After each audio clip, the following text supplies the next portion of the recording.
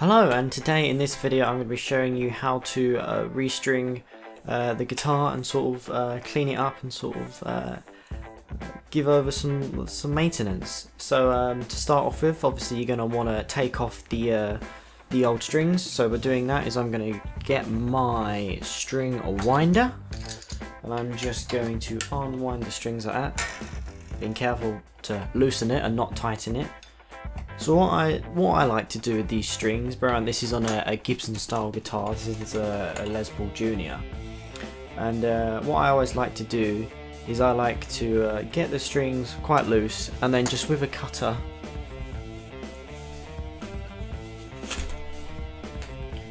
cut it just sort of near the headstock-ish, like that, and then it just makes it a lot easier to take it out of the bridge since you haven't got the like the knotted bit on the end of the string, and then the rest of the string you should just be able to quite easily pull off out of the tuning peg like that. So that's the bit of a string we don't want that, so I'll just put that to the side, and this I'll come through and do this. This is a little bit awkward to de-string. Well, not that awkward, but it's because it's a wraparound bridge. That's fine, those are the old strings. I'm just going to safely coil these up so that no one has any accidents with them, because strings can be very sharp. There we go. And then I always take off all the strings at the same time, not obviously all at the same time, but one after the other. But what I like to do is just go through and gently loosen each string. I mean, people say taking them all off can upset the tension. Personally, in my experience, that's never really happened to me. I've never really experienced major issues of tension due to this. So this is why I like to do it, and also it gives you a much easier way of cleaning the guitar because there's no strings in the way. So again, loosen the string quite a bit, and then you can cut it quite safely. If you don't loosen the string enough and you cut it, what will happen is you will start upsetting the tension, because all of a sudden you'll be a lot of tension, and all of a sudden that tension will suddenly just be gone, suddenly dissipate, and it will upset the guitar basically. So if you loosen the string first and slowly release that tension, it will should hopefully avoid any tension issues. So again, that's an old bit of string, we don't want that. And then the string up here we can safely take off. I'm also going to go ahead now and skip through me taking all the rest of the strings off, because I don't want this video to go on for too long, and I'm sure you know what taking off the strings looks like by now. Okay, so now I've taken all the strings off. As you can see, there's a bit of dust down here, and the fretboard could do with a slight bit of clean.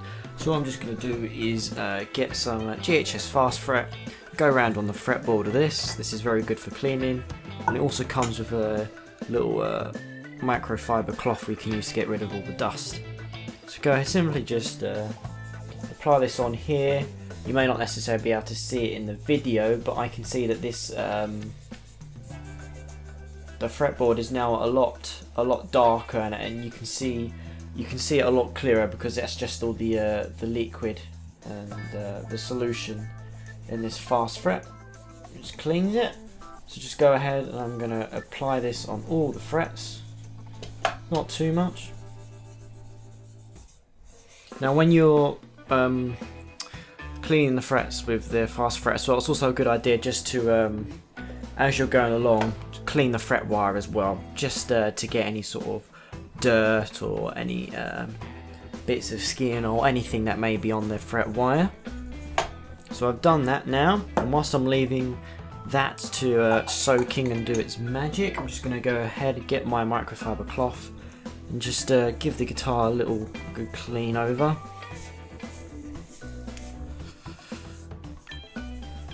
Now what I'm also going to do as well is I'm going to get my Dunlop guitar cleaning kit, and in here there is guitar polish and cleaner. So this is simply like a little spray that you get. You just spray it over the guitar.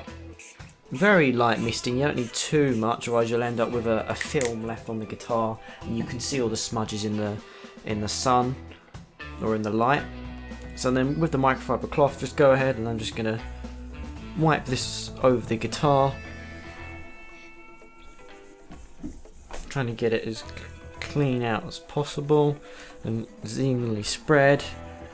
Try not to get the actual fibres of the cloth stuck to parts of the guitar, although they will just hopefully brush off later on. So scratch plate. Now this polish isn't necessary, it's just obviously as with any other polish or cleaner, it just helps to get some of the surface dirt off and just adds a bit of a slight I guess little film of protection over the top. What you can always do as well is get a dry microfiber cloth or a bit of material and just wipe off all the little fibres on that. I'm just going to use my hand to do that.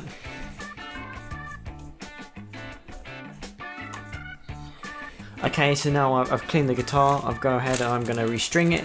I've got my Dodaro extra light strings here, which I just happen to be using in this case. Go ahead and cut in the pack open, being very careful not to damage any of the strings when doing it. There we go. Now with Dodaros, they are color coded, so we'll start with the bottom string, the 6th string, which is the brass color. So I'll go ahead and find the brass string. Now in this case, what Dodaro do is they actually group them by 2 strings. So you just need to very carefully uncoil these. It's very important when uncoiling these that you do not kink the string or put a bend in it. So you just need to wind it out straight like that, and there are no kinks in the string.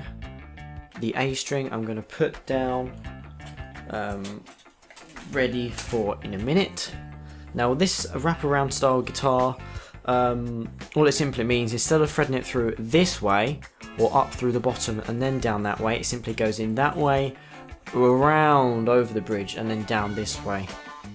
I actually prefer these wraparound style of bridges purely because there's no actual physical moving parts on it, so there's a lot less to go wrong. The intonation is fixed on this as well, so the saddles, I should say, are fixed, so again they can't move around, they can't, you know, be loose or have missing screws or anything like that.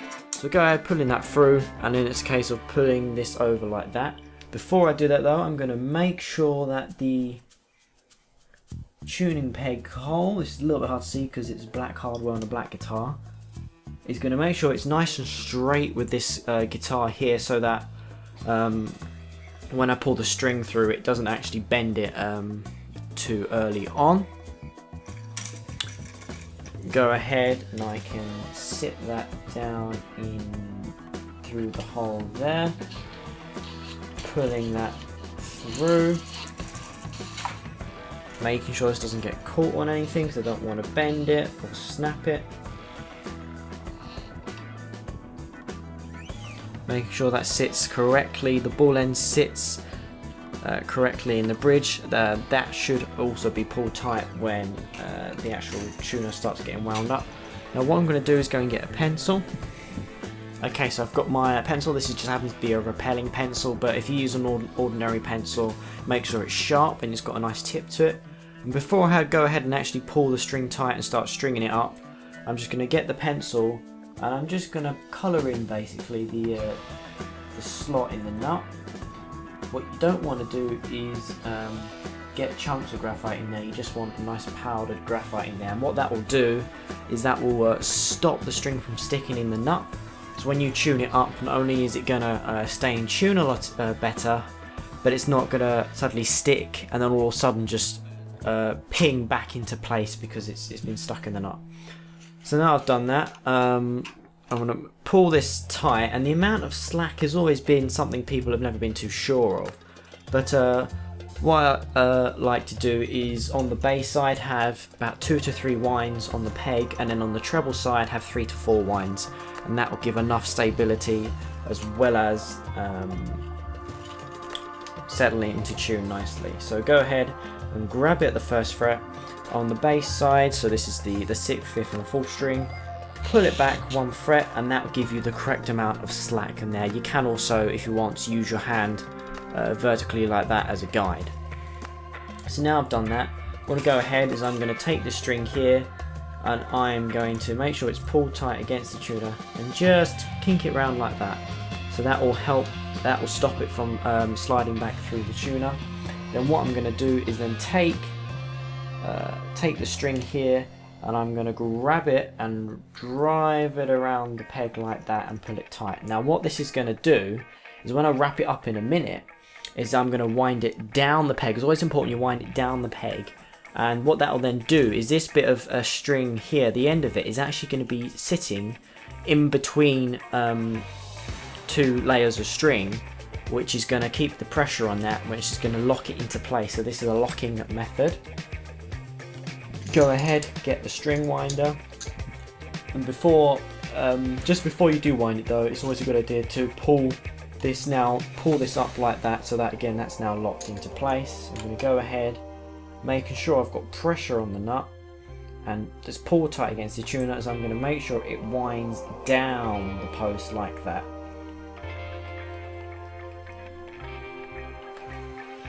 Wind it up, I can start feeling it getting tight.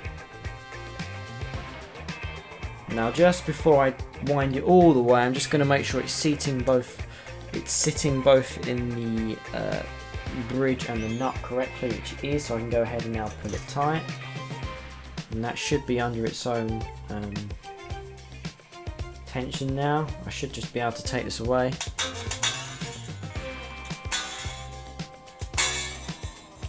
Okay, so it's roughly in an E. Don't need to worry too much about getting it in tune at this point. We'll do that once all the strings have been put on.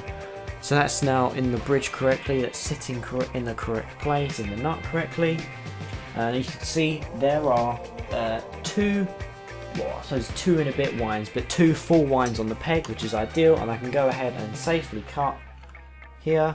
I always try and cut as close to the peg as possible, just so there isn't much string left on it, so you can't catch your fingers on it.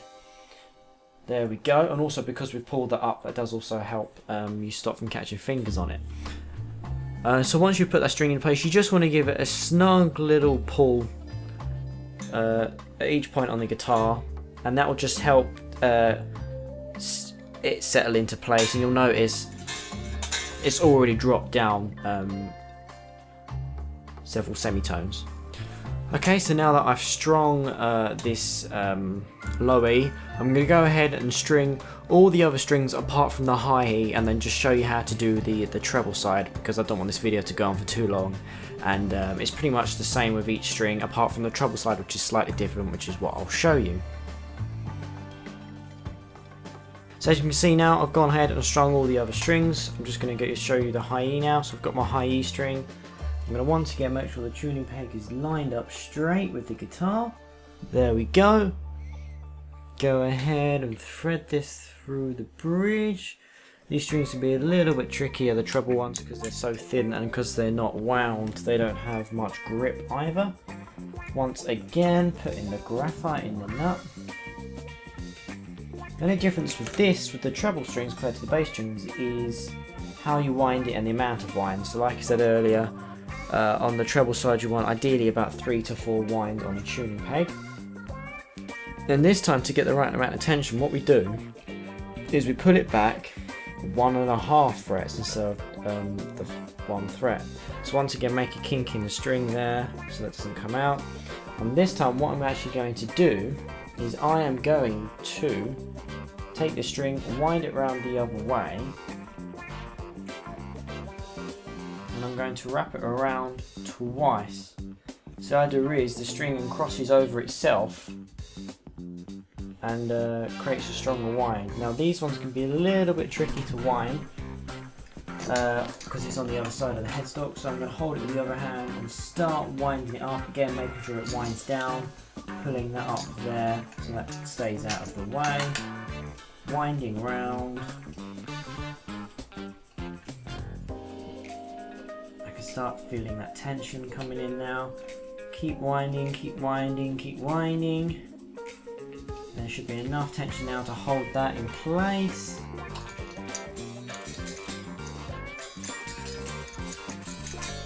we go. Don't want to wind it all the way fully up yet. And then cut the string as close to the nut as possible. There we go. So that should be seated in the bridge correctly, which it is, and they all seem to be sitting nicely in there, like that. Giving it a little tug just to help it settle in tension. Now as you can see, that is clearly out of tune. Sounds rather horrible. So what we're going to do now is we need to tune it. So I'm going to go ahead and use one of these little snark tuners because they are so helpful for this sort of thing. Stick that on there. Now you should be able to see it's kind of a, that should tell us the note hopefully. And that is in a D sharp. So as you can see, I was pretty close earlier with the E, and it seems to have stayed in tuning quite well, and it's got a lot of tension in now. So go ahead and just wind it up to standard. I always like to tune up to standard. I personally prefer to play in half step down, but what I always like to do is tune the guitar up to a slightly higher tuning, and then once the strings are then settled in, I can then just go ahead and slowly release the tension down to the preferred tuning. That way, if you try and do it the other way, if you tune it to a specific, if you tune it half step down, let it settle in, then try and tune up to standard, what's going to be happening is you've got all that attention on it trying to pull the strings back into half a step tuning, which is going to upset your standard. Whereas the other way, if you release the tension's all there and correct, and there's nothing pulling it back. If you think about a string, it's just like elastic. It's always going to want to go back to how it was unless you stretch it in. So this needs to be an A string now.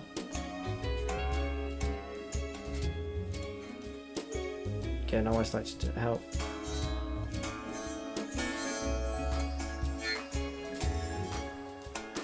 That's A. You see the E's gone a bit out already, so just go ahead and take that back up. You will find that as you're tuning the other strings, it will put the other strings out purely because the tension's coming back in. So this is the D string. I don't like tuning up too quickly. And also that way, if you tune it up slowly, you can feel if the string's going to snap if it's too tight. There we go. Move this tuner around here so I can get to the other ones easier. And that's way too low.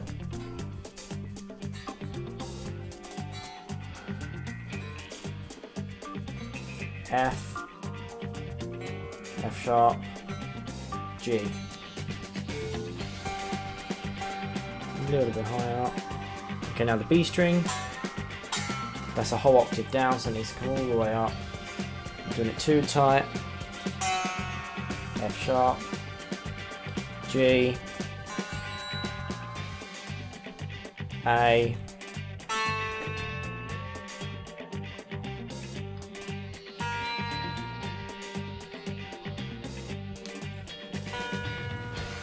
and finally B. There we go, and then the high E, which is really low. That's a whole octave down, so all the way up.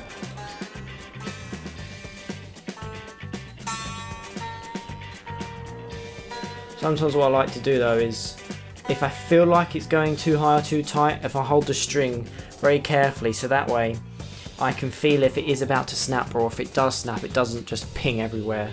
I've got a hold of it.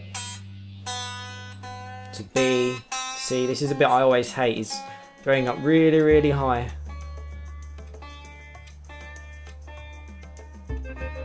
D sharp. This is a bit of a stiff tuner, this one, here we go. All the way up to high E. Now we go back down to the lower E. That's all got back down to D sharp. So you're saying about the tension, so if we try and tune it up slightly higher, then lower it down to about E there.